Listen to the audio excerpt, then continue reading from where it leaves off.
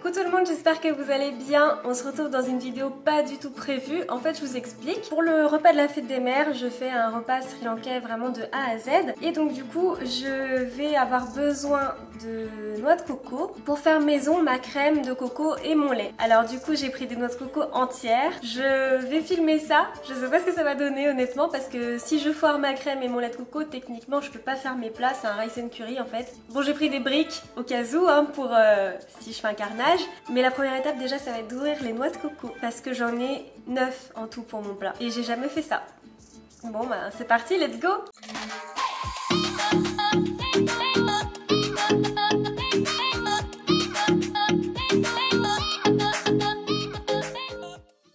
Bon alors du coup j'y connais rien en noix de coco, j'ai regardé un peu des vidéos sur internet, ils disaient qu'en fait il fallait percer 2 yeux ici avec un couteau à pointe dure et ensuite après sur le côté d'un couteau, vous voyez cette partie là qui va être un petit peu plus dure, ça va être de venir taper en faisant un cercle et puis après normalement ça devrait s'ouvrir. Bon on va bien voir hein. Satisfaisant, allez on va essayer, j'ai très peur.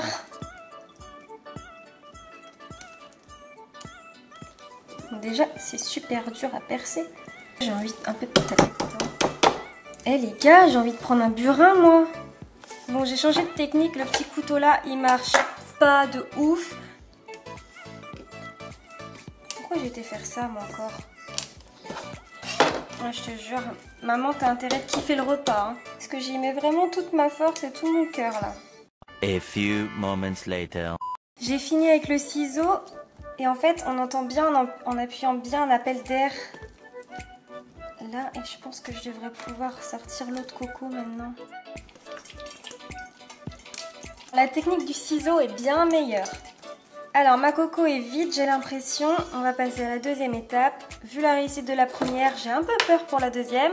Donc apparemment, il faut taper. Il faut faire des coups secs sur tout le tour de la coco.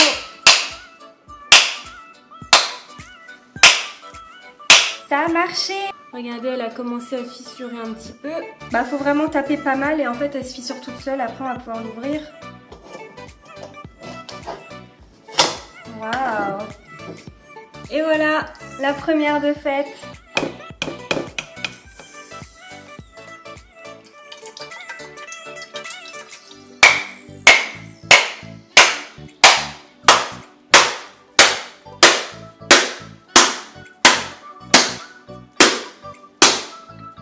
Ça fissure déjà. Eh, j'ai pris la main ou pas? Je suis trop fière de moi là. Je suis trop fière de moi. Pour la crème et pour le lait de coco, pour chacun des deux, il faut 4 noix de coco ouvertes. Donc je vais les ouvrir et on se retrouve tout à l'heure. Much later. Oh, ça donne chaud tout ça.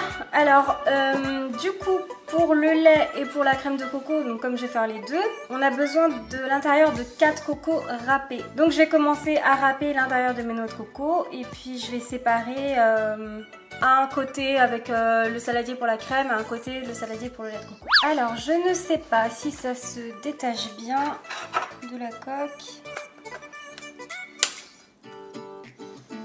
Ouais, c'est pas génial. Comment je vais faire pour la râper? En faisant le tour avec le couteau, j'ai l'impression que ça se décolle. Le mieux serait de péter la coque en fait. Parce que là, même si je fais le tour, elle sort pas quoi. Nickel. One eternity later. Bon bah ça y est, j'ai fini de râper mes cocos. Alors je vous cache pas que je suis passée au robot parce que c'était hyper long. Et on va pouvoir passer à la suite. Donc j'ai bien séparé, là il y a 4 cocos là aussi. Un pour le lait, un pour la crème. On va commencer par la crème. Dans la recette que j'ai, il faut mélanger 2 verres d'eau dans le saladier de chair de coco, presser la chair, en extraire le jus et finir du coup au chinois à la fin. Moi ça me fait rire parce que du coup quand on dit mélanger 2 verres d'eau, j'ai toutes sortes de verres moi à la maison, alors je prends quoi? C'est quoi le minima? C'est quoi la base du verre? Est-ce que c'est un petit verre comme ça? Parce que j'ai aussi ça. Mais nous en Bretagne on a ça aussi. Alors du coup je prends quoi? Bon d'accord, ça c'est une chope, ça compte pas pour un verre. On va partir sur ce format là, je pense que c'est celui qui sera le plus... Par rapport à la quantité de coco que j'ai, je pense que c'est ça qui ira le mieux, qui fera le job. On verra, ça se trouve ça va être un crash test nul. Au pire j'ai des briques. J'ai un récipient ici pour transvaser la crème au fur et à mesure. Donc on est parti, un verre d'eau et 2 verres d'eau. Ensuite on va venir presser à la main du coup le temps que on fasse sortir la crème. Mais je ne sais pas si ça va faire sortir grand chose. Ça me paraît tellement peu.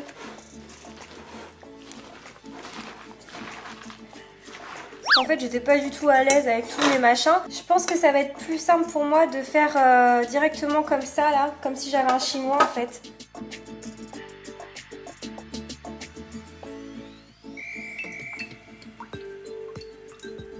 Ça commence à venir. On se retrouve un petit peu après, donc voilà ce que j'ai récupéré en crème. Alors pour l'instant c'est sûr que ça fait pas lourd, heureusement que j'en ai prévu d'autres à côté. Et on va passer au lait de coco. Donc le lait de coco c'est le même principe, vous voyez en fait j'ai remixé pour que ce soit un petit peu plus fin aussi. Sauf qu'on va rajouter 3 verres d'eau au lieu de 2 et c'est le même procédé.